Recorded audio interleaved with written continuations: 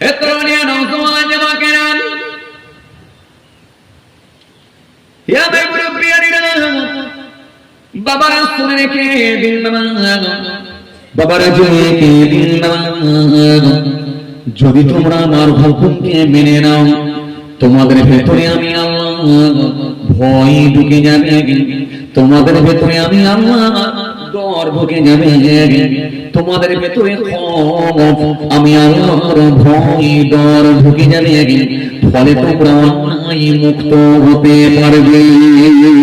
রাত দুটোর সময় যখন ধর্মতলায় বাসে উঠবে আর নিমতৌনিতে এসে নামবে কিংবা কোলাঘাটে যখন এসে নামবে, তোমার ব্যাগের ভিতরে 50,000 টাকা থাকবে, মোবাইল ফোন থাকবে, কিন্তু তুমি নিজের দিক দিয়ে এতটাই কনফার্ম থাকবে যে এই বাসেতে যে প্যাসেঞ্জার গুলো আছে সবগুলো নামাজি, রোজাদার, ধার্মিক, আল্লাহওয়ালা আছে, সুতরাং কেউ আমার ব্যাগ চুরি করবে না। বাঙ্কারের উপরে ব্যাগটা তুলে রেখে দেবে আর তুমি আরামের সঙ্গে ঘুমিয়ে ঘুমিয়ে তোমার গন্তব্যস্থলে পৌঁছে যাবে। চুরি করার লোক থাকবে না যদি তোমরা আমার হুকুমকে মেনে না। কথা ঠিক কিনা? তার মানে আপনি আরামের সঙ্গে ঘুমাবেন, আপনার ব্যাগ চুরি করার লোক থাকবে। এই জন্য রব বলছেন, এত সুন্দর আমি একটা ল দিয়েছি, আইন দিয়েছি, এত সুন্দর আমি আল্লাহ আমার ডিসিপ্লিন আমি তোমাদের সামনে দিয়েছি, নিয়ম দিয়েছি। যদি তোমরা এই আইনকে মেনে নিতে পারো, এই সংবিধানকে মেনে নিতে পারো, তাহলে তোমরাই কিন্তু শান্তির সঙ্গে জীবনযাপন করতে পারবে। তোমরা হুকুম মানলে যেন ভাবো না যে আমার যে বিরাট উপকার হয়ে যাবে, এমনটা নয়। কিন্তু আমি শুধুমাত্র সংবিধানটাকে তোমাদের জন্য দিয়েছি এই কারণে, যাতে করে তোমরা আরামের সঙ্গে জীবনযাপন করতে পারো। কেন তোমাদের তো কারো 50 বছর, 60 বছর, কারো তো 80 বছর, কারো তো 40 বছর, কারো 45 বছর যে একটা সময় দিয়েছি না, এই 45 বছর তো কাটাবে, তুমি তো 60 বছর কাটাবে, তুমি তো 80 বছর কাটাবে।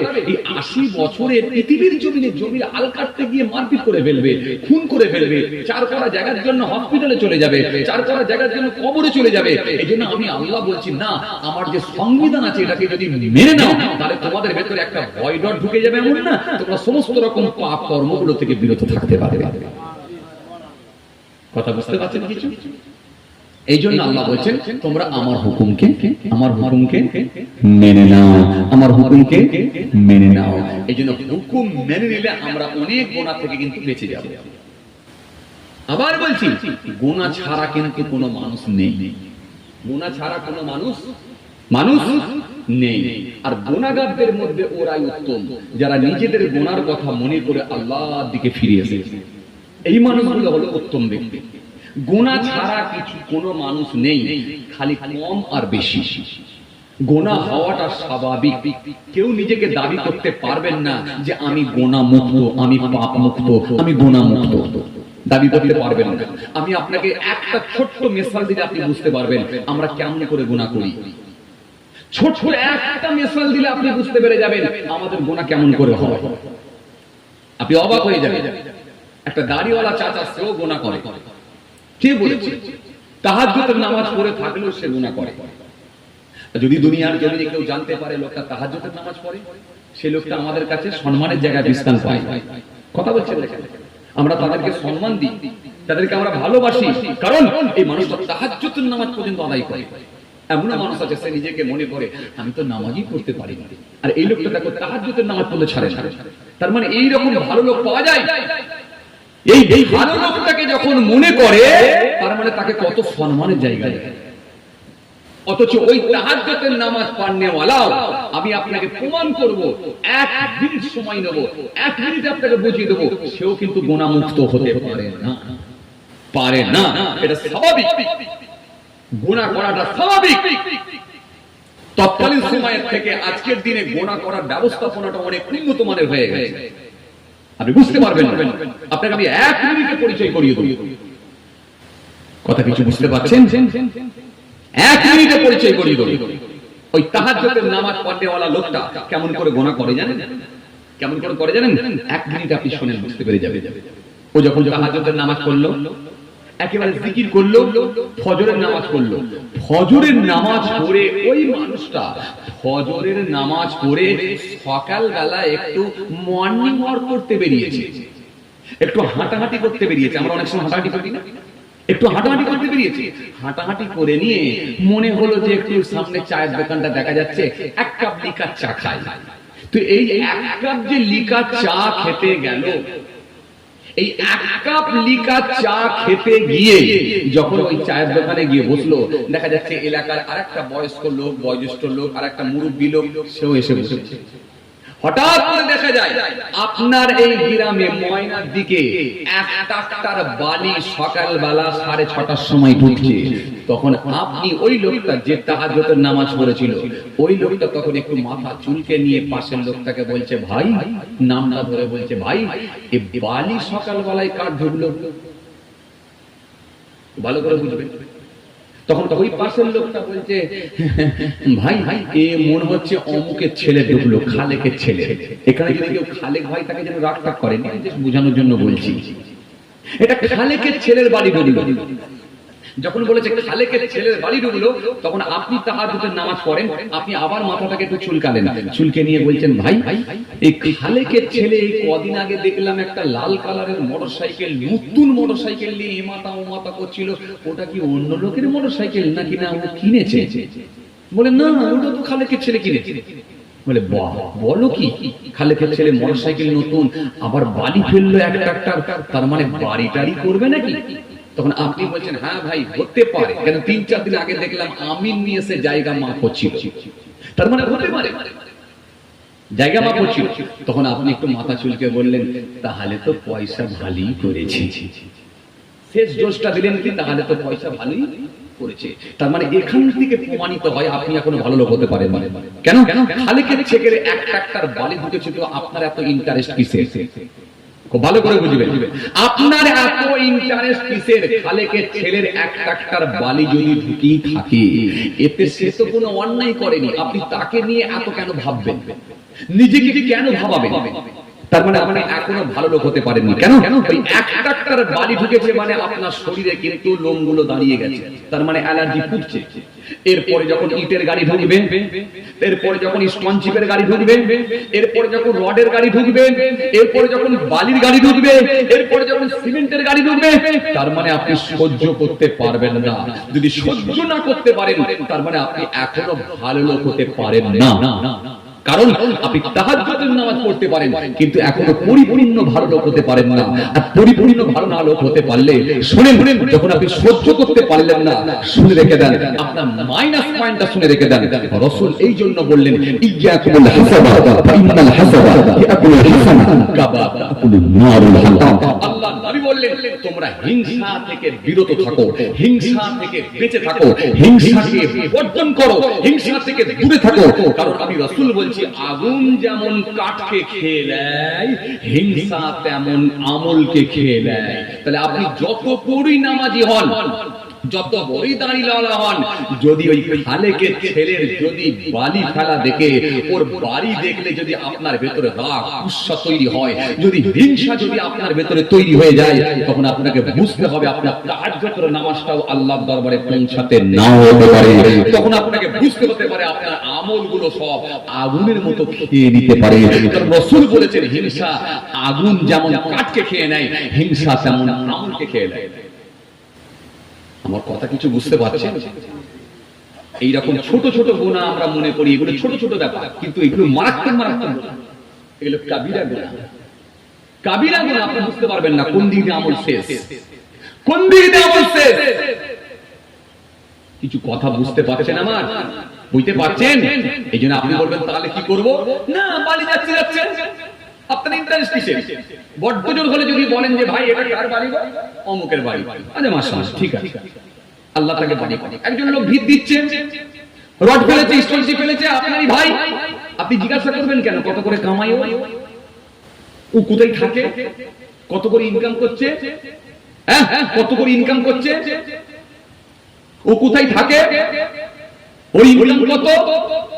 ও দেখেছো একটা ছেলে কত কি করে ফেলছে, আর আমার 3টে ছেলে কিছু করতে পারলো না। এত কথা আসবে কেন? আপনি বলবেন, আমারই একটা ভাই, আমারই যে একটা ভাতিজা, সে বাড়ি করছে, আলহামদুলিল্লাহ আমি অত্যন্ত খুশি, তাকে আল্লাহ করাচ্ছেন। এই উদার মনের মানুষ হওয়ার চেষ্টা করেন। যদি উদার মনের মানুষ না হতে পারে, আপনার আমল কেটে যেতে পারে। আপনাদেরকে বয়স শোনা, আমাদের তো একে ঠিক মতো ইবাদত নেই। কথা বলছেন না কেন? কথা বলছেন না কেন? অনেকে নামাজ পড়ি, অনেকে নামাজ পড়ি না। খুব ভালো করে বুঝবেন। অনেকে রোজা রাখি, অনেকে রোজা রাখি না। অনেকে নামাজ পড়ি, অনেকে নামাজ পড়ি না। অনেকে আবার শুধু শবে বরাতে রাতে পড়ে, অনেকে আবার জুম্মার দিনে শুধু 2 রাকাত পড়ে, অনেকে আবার ঈদের দিনে নামাজ পড়ে, ঈদের নামাজ পড়ে, আর মাঝে মাঝে জানাজাটা পড়ে। আর অনেকে 5 ওয়াক্ত নামাজ পড়লেও কিন্তু নামাজের কিছুই তারা বোঝে না। ভালো করে বুঝবেন, নামাজের কিছুই বোঝে না।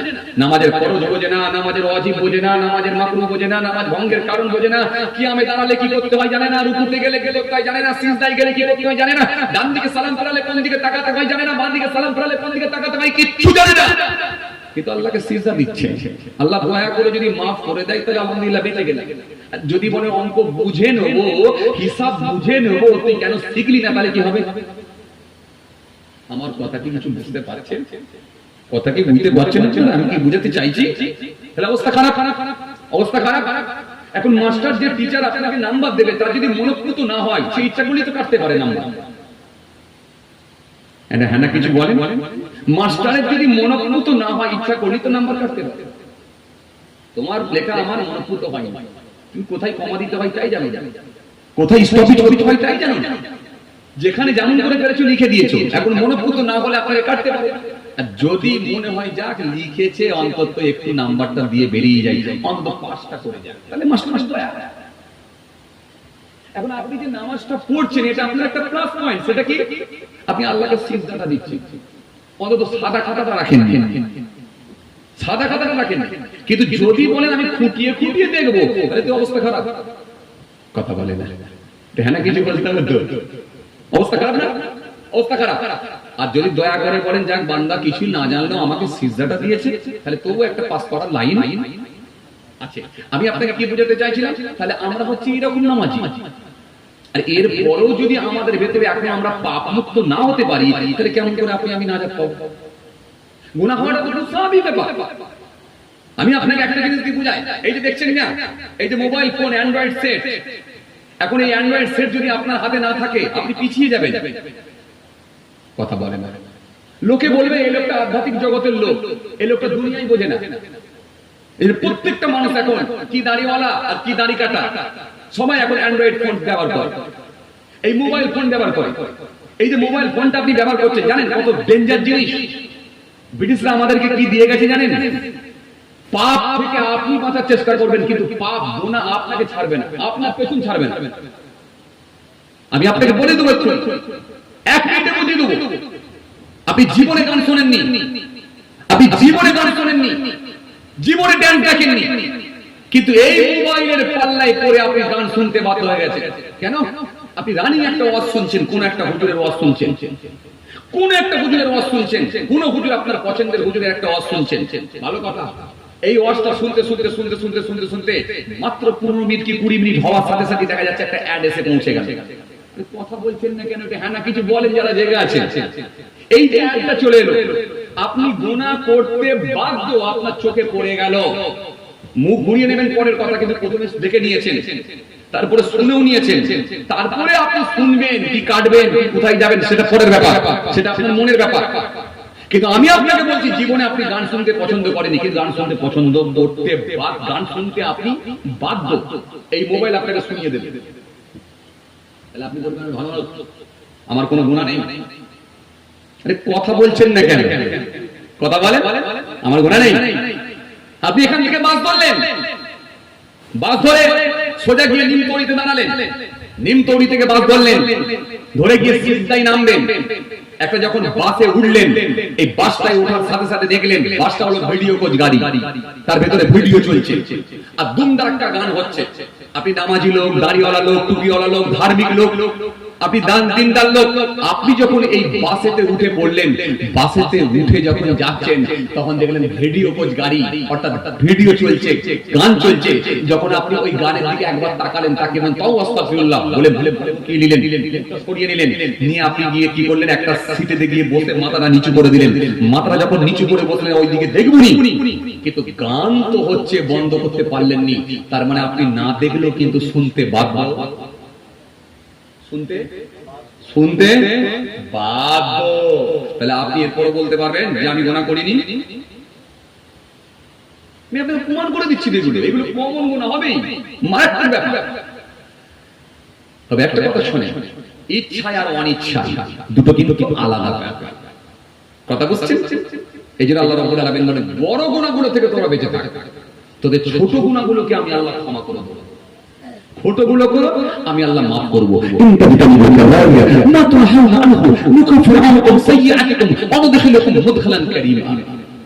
বান্দা বড় গুনাহগুলো থেকে বেঁচে থাক, বেঁচে থাক, বেঁচে থাক।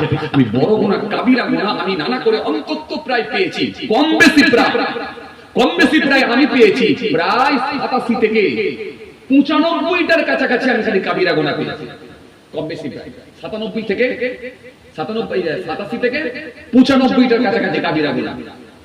আর সাগীরা গুনাহ প্রায় 137 থেকে 145টার কাছাকাছি খালি সাগীরা গুনাহ পেয়েছি। আপনি জড়িয়ে যাবেন, আপনি জড়াতে বাধ্য। আমি যদি এখান থেকে 2-4টে তুলি আপনি মিলে যাবে, এক্ষুনি 100% কাবিরা গুনাহ গিনা। নামাজ ছেড়ে দেওয়া কাবিরা গুনাহ, রোজা ছেড়ে দেওয়া কাবিরা গুনাহ, মা বাবার অবাধ্য সন্তান কাবিরা গুনাহ। অনেক যুবক ছেলে জড়িয়ে যাবে। ইচ্ছাকৃতভাবে বেটা ছেলে মেয়ে ছেলের বেশ ধারণ করা, মেয়ে ছেলে বেটা ছেলের বেশ ধারণ করা, এটা কাবিরা গুনাহ, কাবিরা গুনাহ, কাবিরা গুনাহ। ইচ্ছাকৃতভাবে নিজের পরনের কাপড়টা গাঁটে নিচে ঝুলিয়ে রাখা, এটাও কাবিরা গুনাহ। দেখেন অনেক ইয়ং ছেলে কিন্তু জড়িয়ে যাবে, দেখেন জড়িয়ে যাবে। তার মানে এই রকম ভাবে যদি আমি একটা একটা করে তুলে ধরি, এটা কিন্তু সব কিন্তু দেখেন কাবিরা গুনাহর অন্তর্ভুক্ত, সব কাবিরা গুনাহর অন্তর্ভুক্ত, এগুলো সব কিন্তু কাবিরা গুনাহ, সব কাবিরা গুনাহ। আপনি বাঁচতে পারবেন না। মিথ্যা বলা এটা কাবিরা গুনাহ, সুদ খাওয়া এটা কাবিরা গুনাহ। এখন তো 100টা বাড়ির ভেতরে এখন 90টা বাড়িতে বন্ধন ঢুকে আছে, কথা বলছেন না কেন? এটা হ্যাঁ না কিছু বলেন না রে বাবা যারা জেগে আছে। রাত 3টের উপরে চলছে বক্তৃতা, ঘড়ির কাঁটায় রাত 3টের উপরে, যে এরপরে চলছে বক্তৃতা আলোচনা। তো আপনি বলেন 100টার ভেতরে এখন 90টা বাড়িতে বন্ধন ঢুকে আছে, তাহলে আপনি কি ভাবছেন? নিজেকে বিরাট নামাজি নামাজি না। 100টা লোকের ভিতরে 95টা লোক মিথ্যা বলায় অভ্যস্ত হয়ে গেছে। বাসাতে মিথ্যা, ট্রেনেতে মিথ্যা, রাস্তায় মিথ্যা, হাটেতে মিথ্যা, গাড়িতে মিথ্যা, সবজি বিক্রি করতে গেলে সেখানে মিথ্যা, গরুর হাটে দালালি করতে গেলে সেখানে মিথ্যা, জমি বিক্রি করতে গেলে সেখানে মিথ্যা, সব জায়গায় মিথ্যা। কথা বলছেন না কেন? তাহলে কি আপনি বেঁচে গেলেন? না। আমি আপনাকে কি বলেছিলাম? গুনাহ ছাড়া মানুষ নেই। আপনি যত বড় দরবেশ বলেন, তাহলে করণীয় কি? করণীয় একটাই, সেটা কি? আল্লাহ দরবারে কেঁদে যদি কেউ আমার আল্লাহকে খুশি করে ফেলতে পারে, আমার আল্লাহ যদি দয়া করে কাউকে মাফ করে দেয়, তার মানে সে বেঁচে গেল, বেঁচে গেছে। এত নিয়া নজওয়ান ওয়াগেরা ইয়া বাবুরা বাবারা শুনে রেখে দিন বাবারা শুনে রেখে দিন। চলেন আপনাদেরকে আমি একটা হাদিস বলে যাই। আমার রাসূলুল্লাহ সুন্দর করে বললেন, হাদিস পাকের মধ্যে পাওয়া যায়, আল্লাহ নবী সুন্দর করে বললেন, নবী আমার সুন্দর করে জানিয়ে দিলেন। হাদিস পাকের মধ্যে পাওয়া যায়, আল্লাহ নবী সুন্দর করে বললেন, মান তারাকাল কাযিবা ওয়া হুয়া বাতিল বুনিয়া লাহু কাসরুন ফি রাবাদিল জান্নাহ ওয়া মান তারাকাল মিরাআ ওয়া হুয়া মুহিতুন বুনিয়া লাহু ফিহি ওয়াসাতিহা ওয়া মান হাসানা খুলুকাহু বুনিয়া লাহু ফিহি আ'লাহা।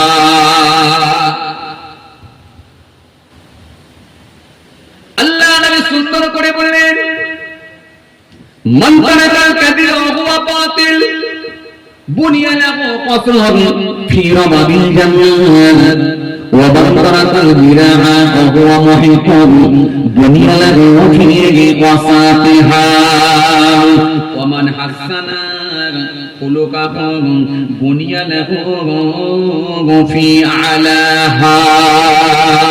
আল্লাহ নবী হাদিস পাকের মধ্যে তিনটে কথা বললেন, মোট তিনটে কথা।